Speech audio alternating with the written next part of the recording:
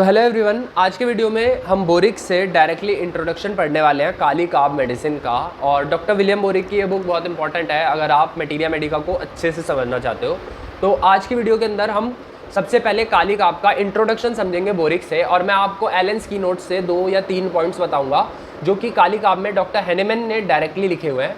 तो इसी नोट के साथ शुरू करते हैं। अब देखो, जो बोरिक में लिखा हुआ इंट्रोडक्शन होता है ना, वो किसी भी रेमेडी को समझने के लिए सबसे इंपॉर्टेंट चीज़ होता है। क्योंकि अगर आपने बोरिक में लिखा हुआ इंट्रोडक्शन पढ़ लिया और उसके बाद आपने एलेंस की नोट्स पढ़ी और बोरिक के भी जो इटैलिक्स वाले पॉइंट्स हैं उनको रीड किया, तो इससे उस मेडिसिन की जो अंडरस्टैंडिंग है थोड़ी सी, वो आपको बिल्कुल अच्छे से हो सकती है। उसके बाद धीरे धीरे आपको अपनी प्रैक्टिस में वो मेडिसिन समझ आने लगेगी। तो इसी नोट के साथ हम आज काली काब का इंट्रोडक्शन शुरू करते हैं, ठीक है। तो सबसे पहले आपको ये बुक लेके बैठना है। वैसे तो मैं यहाँ पे सारे सबटाइटल्स लगा दूंगा, तो आपको हर चीज़ यहाँ पे बिल्कुल लिखी हुई मिल जाएगी। बट अगर आपके पास बुक है तो आपको लेके बैठनी है, और इससे हम शुरू करते हैं, ठीक है। तो the weakness characteristic of all the potassium salts is specially seen in this. इसका मतलब है कि जितने भी काली ग्रुप के सॉल्ट्स होते हैं उनमें हमें एक वीकनेस कैरेक्टरिस्टिक बहुत ज़्यादा देखने को मिलता है। तो काली काब में ये सबसे ज़्यादा देखने को मिलता है, सबसे ज़्यादा स्पेशली काली काब के अंदर हमें ये देखने को मिलता है weakness characteristic of potassium salts. मतलब काली ग्रुप का जो एक कैरेक्टरिस्टिक है वीकनेस, वो काली काब में बहुत प्रोमिनेंटली मार्क्ड है, ठीक है। और इसके अलावा सॉफ्ट पल्स होती है, जनरल डिप्रेशन होता है, कैरेक्टरिस्टिक स्टिचेस होते हैं। अब ये जो स्टिचेस हैं ये बॉडी में कहीं भी फील हो सकता है, मतलब stitches which are felt anywhere in the body is a characteristic of kali carb. अब नेक्स्ट लाइन जो है वो है कि जो स्टिचेस है, एक तो वो किसी भी पार्ट ऑफ बॉडी में फील हो सकते हैं, उसके अलावा कोई भी अफेक्शन होती है, कोई भी डिसऑर्डर होता है बॉडी के अंदर, तो उसमें भी स्टिचिंग पेन या स्टिचेस हमें देखने को मिलता है। तो काली काब, अब काली काब को आप ऐसे समझ सकते हो कि ये जो काली ग्रुप की मेडिसिन होती है ना, ये ज़्यादातर केसेस के अंदर सेकेंड स्टेज ऑफ इन्फ्लेमेशन में दी जाती है। फर्स्ट स्टेज ऑफ इन्फ्लेमेशन में हमारे पास दूसरी ग्रुप ऑफ रेमेडीज़ होती है, बट अगर सेकेंड स्टेज ऑफ इन्फ्लेमेशन आ गया है या सब एक्यूट लेवल पे पहुंच गया है कोई पैथोलॉजी, तो उसके अंदर काली ग्रुप बहुत अच्छा काम करता है। तो आपको याद रखना है कि सब एक्यूट लेवल पे या फिर सेकेंड स्टेज ऑफ इन्फ्लेमेशन के अंदर काली ग्रुप की रेमेडीज़ को आपको सोचना जरूर है एक बार, ठीक है।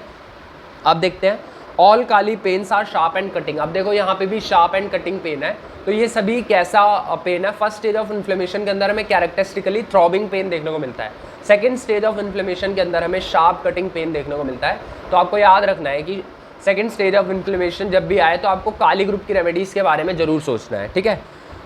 Nearly all are better by motion. Modality बहुत इंपॉर्टेंट है कि जितने भी काली काब के अंदर ये जो पेन्स हैं ये all are better by motion, ठीक है। अब देखते हैं, अब उसके अलावा डॉक्टर TF एलन ने एक बात लिखी हुई है बोरिक के इंट्रोडक्शन के अंदर कि never use any potash salt whenever there is a fever. कभी भी अगर कोई फीवर वाली कंडीशन है, फीवरिश कंडीशन है, तो उसके अंदर हमें पोटेशियम का ये जो सॉल्ट्स है, मतलब काली ग्रुप है, इसको यूज़ नहीं करना चाहिए, ठीक है। तो ये डॉक्टर TF एलन ने बात लिखी हुई है। Sensitive to every atmospheric change and intolerance of cold weather, ठीक है। और ये जो काली होता है, काली काब, ये हमेशा किसी भी वेदर चेंज के लिए बहुत ज़्यादा सेंसिटिव होता है, और कोल्ड वेदर के लिए तो बहुत ही ज़्यादा सेंसिटिव होता है, ठीक है। One of the best remedies following labour miscarriage for consequent debilitated state.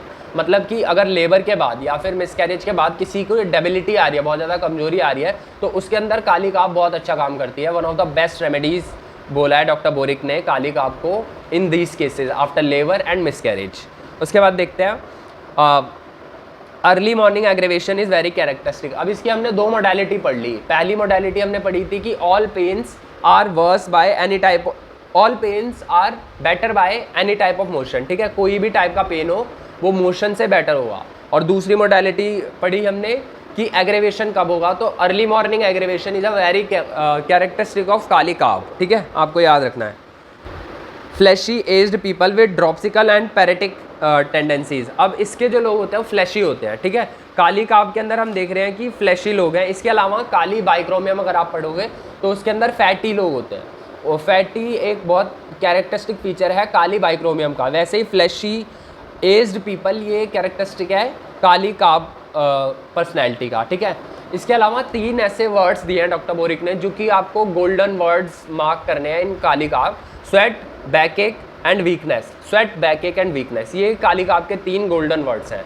जब आप एलेंस की नोट्स पढ़ोगे ना तो आपको समझ आएगा कि स्वेट, बैक एक और वीकनेस बहुत इंपॉर्टेंट है। और जिन भी केसेस के अंदर हमें ये डेबिलिटी थोड़ी सी मिल रही है, अभी आपने देखा कि debility after miscarriage, debility after abortion या फिर मिसकैरेज, डेबिलिटी आफ्टर प्रेगनेंसी, या फिर एज्ड लोगों के अंदर अगर स्वेट, बैक एक और डेबिलिटी या वीकनेस आ रही है तो उन सब केसेस में हमें क्या देना है, काली काब के बारे में सोचना है, ठीक है। अब throbbing pains, tendency to dropsy, tubercular diathesis. अब आप इसके डायथिसिस को एलेंस की नोट्स में मार्क कर सकते हो कि kali carb is a tubercular diathesis medicine. इसके अलावा एक और मेडिसिन जो बहुत इंपॉर्टेंट है ट्यूबरकुलर डायथिसिस के लिए वो है स्पॉन्जिया। उसके अलावा ट्यूबरकुलाइनम भी ट्यूबरकुलर डायथिसिस में दी जाती है। बट डायथिसिस के बारे में आपको एक बात याद रखनी है कि कभी भी हम ऐसा नहीं करेंगे कि सिर्फ हमने देखा कि इस पर्सन के अंदर ट्यूबरकुलर डायथिसिस है तो हमने वही वाली मेडिसिन एडमिनिस्टर कर दी। हमेशा जो मेडिसिन का एडमिनिस्ट्रेशन होगा वो सिम्टम सिमिलैरिटी के बेसिस पे होगा। तो डायथिसिस चाहे कुछ भी हो, अगर सिम्टम सिमिलैरिटी मैच हो रही है तभी आपको देना है। ऐसा नहीं कि किसी भी ट्यूबरकुलर डायथिसिस के पर्सन को आप सीधे काली काब दे सकते हो, ठीक है। तो ये बात आपको थोड़ी ध्यान रखनी है। इसके अलावा pains from within out and of a stinging character with giving out sensation, ठीक है, गिविंग आउट सेंसेशन की तरह पेन होता है। फैटी डिजनरेशन होता है, स्पेशली हार्ट के अंदर। अगर आप देखोगे काली काब में तो हार्ट में एक दो लाइनें लिखी हुई हैं कि जो हार्ट है उसके अंदर फैटी डिजनरेशन होता है जस्ट लाइक फॉस्फोरस, और ऐसा लगता है कि हार्ट एक धागे से सस्पेंड किया हुआ है, as if suspended by a thread. तो काली काब के अंदर, लेकेसिस के अंदर ऐसा हमें देखने को मिलता है as if heart is suspended by a thread. तो याद रखना है आपको, ठीक है। और बैक एक स्वेटिंग बिल्कुल अच्छे से याद रखना है। और वीकनेस एक बहुत इंपॉर्टेंट कैरेक्टरिस्टिक है काली काब का, इसको आपको याद रखना है, ठीक है।